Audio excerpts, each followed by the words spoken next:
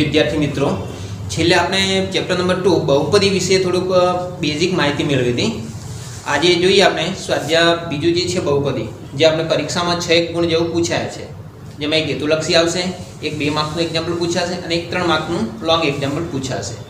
તો જોઈએ આના વિશે માહિતી. સ્વાધ્યાય 2.1 જે છે બહુપદી, આમાં પ્રશ્ન દાખલા નંબર પહેલું છે 2.1 ની અંદર કે આકૃતિમાં y બરાબર px ના આલેખ આપેલું છે, તો px ના શૂન્ય શોધો. એટલે આવો એક આલેખ આપેલો હશે અને એકાદ માર્ક ની અંદર આવો પ્રશ્ન પૂછાતો હોય છે કે આકૃતિ દેખીને તમારે આનો જવાબ કહેવાનો હોય છે કે આના શૂન્ય કેટલા. તો આની એક છોટી યાદ રાખીશું કે x અક્ષ છે, આડી અક્ષ જે છે એ x અક્ષ છે, ઊભી જે છે એ y અક્ષ છે.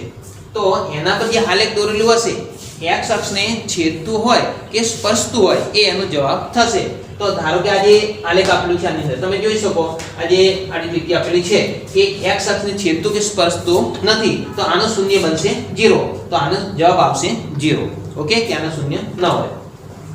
બીજા આલેખની અંદર તમે જોઈ શકો કે આજે આના આલેખની અંદર દોરેલું છે x અક્ષ અને y અક્ષ પર જે આલેખ તમે જોઈ શકો છો, તો એ x અક્ષને કેટલા બિંદુઓ છેદે છે કે સ્પર્શે છે એ એનો જવાબ થશે. તો આજે આલેખ પર જે દોરેલું છે, જે તમે જોઈ શકો અહીંથી કાઉન્ટ કરો કે x અક્ષને, તો આ 1 2 અને 3, તો આનો જવાબ બનશે 3, કે આનો શૂન્ય છે 3.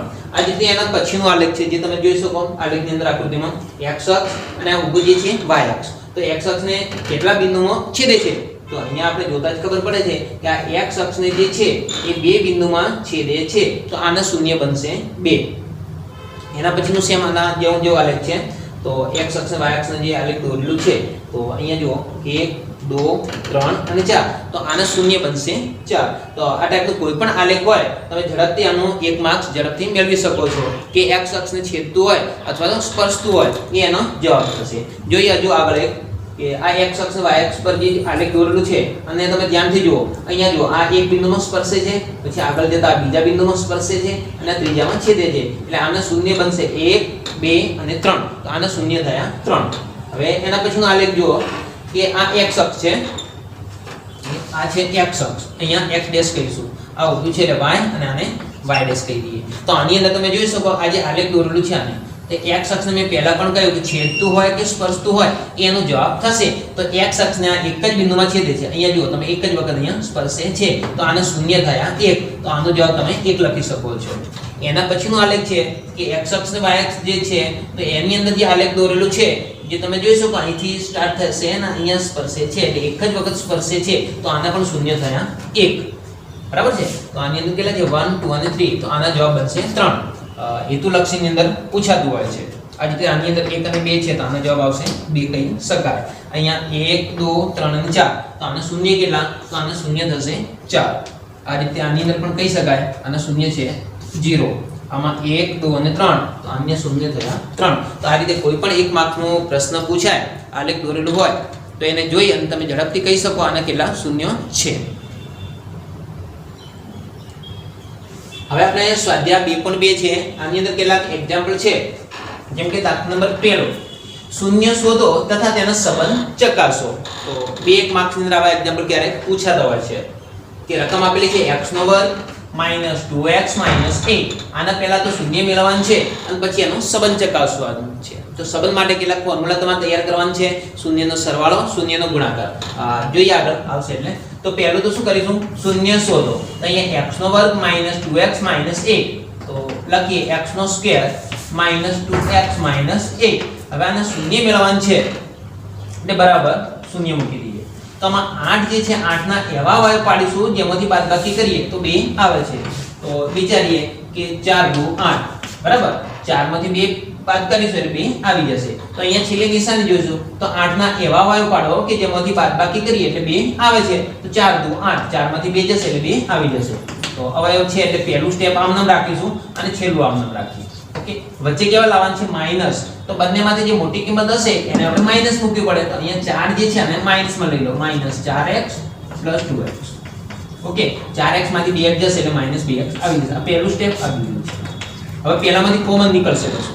તો આ જે સ્ટેપ છે આમાંથી કોમન નીકળશે x કોમન લઈએ તો અહીંયા શું આવશે x માઈનસ આ 4x માંથી આપણે x કોમન નીકાળી દઈએ તો કેટલા વધશે 4 વધે છે. હવે એવું ને એવું કાઉન્ટ અહીંયા મૂકી દો. ચલો x - 4 હવે ઉપર જોઈએ x જોડે શું આપેલું છે +2 તો અહીંયા +2 મૂકી દો કારણ કે 2 નો ગુણાકાર આની સાથે કરીશું એટલે 2x આવી જશે અને 2 નો ગુણાકાર 4 સાથે કરીએ એટલે 4 2 8 કેવા બની જશે માઈનસ. ઓકે હવે આ જે સ્ટેપ છે આમાંથી હજુ બંને x - 2 અહીંયા છે x - 2 અહીંયા છે એટલે આપણે આને સામાન્ય લઈએ જો x - 4. ઓકે તો x - 4 અહીંયા છે x - 4 અહીંયા છે એટલે આપણે સામાન્ય લઈ લીધા. શું વધે છે x + 2 તો અહીંયા લખી દઈએ x + 2 = 0. હવે x - 4 છે x - 4 બરાબર 0 અથવા x + 2 બરાબર 0.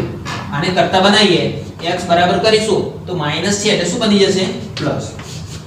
ઓકે અને આને કરતા બનાવીએ x બરાબર કરીશું એટલે પ્લસ છે એટલે માઈનસ બની જશે. તો આ રીતે બે શૂન્ય મળી ગયા છે કે શૂન્ય શોધો તો આ જે રકમ છે x નો વર્ગ - 2x - 8 આના બે શૂન્ય મળશે x બરાબર 4 અને x બરાબર -2. હવે આપણે શૂન્ય તો મળી ગયા છે કે શૂન્ય શોધો બરાબર તથા આનો સંબંધ ચકાસો. હવે સંબંધ ચકાસવાનું હોય આના માટે આપણે સૂત્રનો ઉપયોગ કરીશું કે બે સૂત્ર છે શૂન્યનો સરવાળો આ એક ફોર્મ્યુલા યાદ રાખીશું કે alpha plus beta is equal to શૂન્યનો સરવાળો સૂત્ર છે alpha plus beta is equal to -b upon a તો ઇઝ ઇક્વલ ટુ -b તો માઈનસ તો મૂકી દઈશું b એટલે શું તો a એટલે પહેલાનો સહગુણક b એટલે બીજાનો સહગુણક અને c એટલે અચળ પદ. તો અહીંયા તમે b જોઈ શકો b એટલે બીજાનો સહગુણક શું આપણે છે -2 તો અહીંયા લખી શકો -2 અને a એટલે શું તો a એટલે પહેલાનો સહગુણક તો x સાથે કશું જ નથી એટલે શું લખી શકાય 1 ઇઝ ઇક્વલ ટુ હવે સામે લખી દઈશું કે -2 કોનો સહગુણક છે x નો તો સામે લખવાનું કે x નો સહગુણક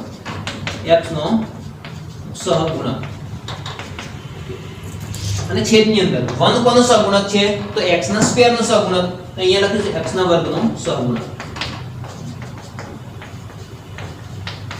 ઓકે તો આ રીતે આનો સંબંધ ચેક કરી શકાય કે શૂન્યનો સરવાળો તો is equal to alpha plus beta તો આલ્ફા શૂન્યનો સરવાળો સૂત્ર છે -b અપોન a માઈનસ આમ નામ રાખીશું b એટલે વચ્ચેનો સહગુણક a એટલે આનો સહગુણક છે સામે લખી દઈશું x નો સહગુણક અને x ના સ્ક્વેર નો સહગુણક. હજુ આગળ જઈશું શૂન્યના સરવાળાનું સૂત્રનો યુઝ કરો એના પછી આવશે શૂન્યનો ગુણાકાર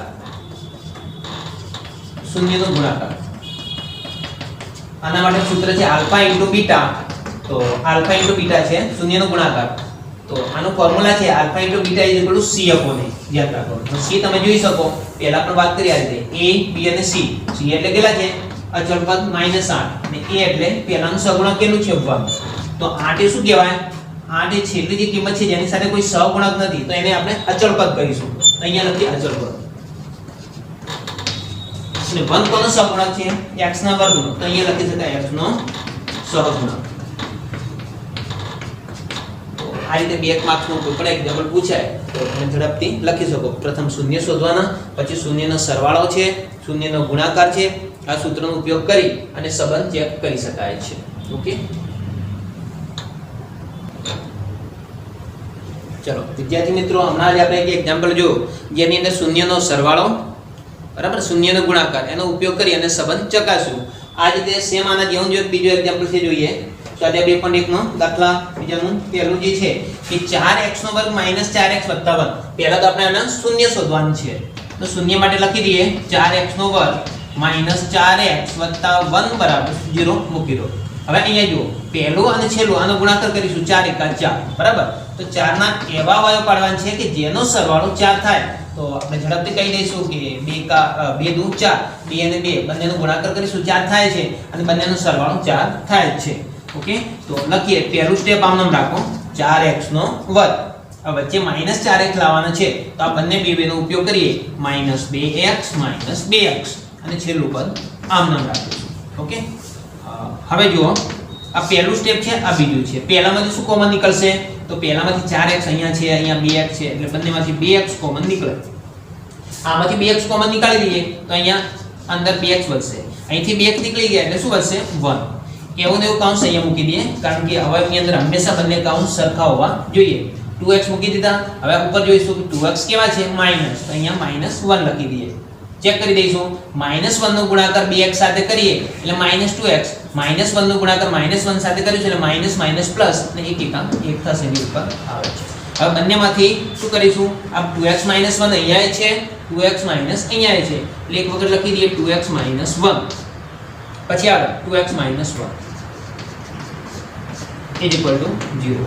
હવે આને કરતા બનાવીએ 2x બરાબર કરીશું એટલે 1 કેવું બનશે પ્લસ x ને કરતા બનાવીએ એટલે 1/2 તો આપણને એક શૂન્ય મળી ગયું અને બીજું શૂન્ય આના પરથી મળશે 2x બરાબર કરીશું એટલે માઈનસ છે એટલે પ્લસ બની જશે x ને કરતા બનાવીએ એટલે 1/2 આ રીતે આના બે શૂન્ય મળી ગયા છે. ઓકે 4x નો વર્ગ માઈનસ 4x વત્તા 1 તો આનું અવયવની તે હવે પાડીશું એટલે આપણને બે શૂન્ય મળી જશે. હવે આ જે શૂન્ય મળી ગયા છે આનું સંબંધ ચેક કરવાનું. આગળના જે એક્ઝામ્પલમાં આપણે જે સંબંધ ચેક કર્યું આ રીતે ફરીથી આનું સંબંધ ચેક કરી શકાય. કેવી રીતે કરીશું તો જોઈએ.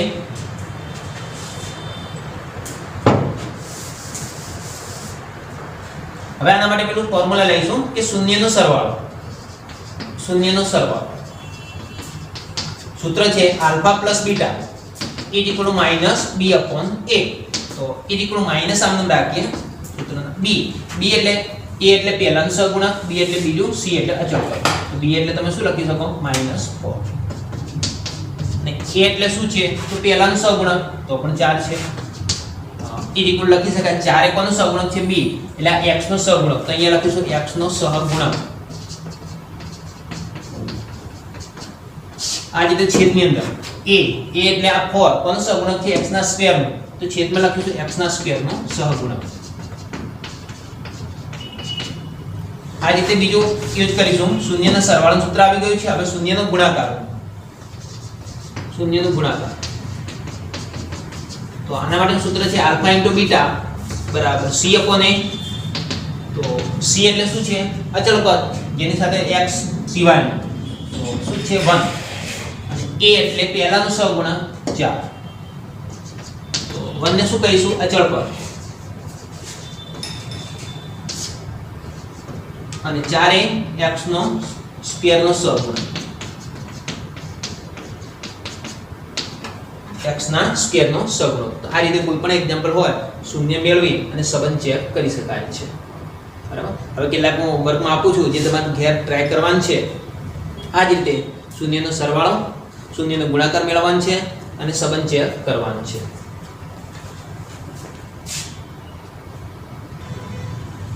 તો વિદ્યાર્થી મિત્રો આજે આપણે જે ભણ્યા ચેપ્ટર નંબર બીજું જે બહુપદી છે એના શૂન્ય શોધી અને સંબંધ ચકાસો. આના જેવા કેટલાક એક્ઝામ્પલ જે છે જે તમારે ઘરેથી ટ્રાય કરવાનું છે હોમવર્કમાં કરજો આવડી જશે. 4x નો વર્ગ વત્તા 8x પ્રથમ આના શૂન્ય શોધવાનું છે પછી આનું સંબંધ ચેક કરવાનું છે. આ જ રીતે x નો વર્ગ -15 જે છે તો પહેલા સૌપ્રથમ આના અવયવ પાડીશું, બે શૂન્ય મેળવવાના, પછી શૂન્યનો સંબંધ ચકાસવાનો છે જેમાં બે ફોર્મ્યુલા છે આનો ઉપયોગ કરીશું. પછી સાતમું પણ આ રીતે છે 20 ના અવયવ પાડીને આના બે શૂન્ય મેળવી અને સંબંધ ચેક કરવાનો છે. આ રીતે 8 અને 9 આટલા જે એક્ઝામ્પલ છે 4 5 6 7 8 9 જે તમે હોમવર્કમાં ઘરેથી પ્રેક્ટિસ કરજો અને આનું પ્રિપેરેશન કરી અને આનો જવાબ લાવવાનો છે. નેક્સ્ટ એના પછીના વિડીયોમાં આપણે આગળનું જોઈશું. તો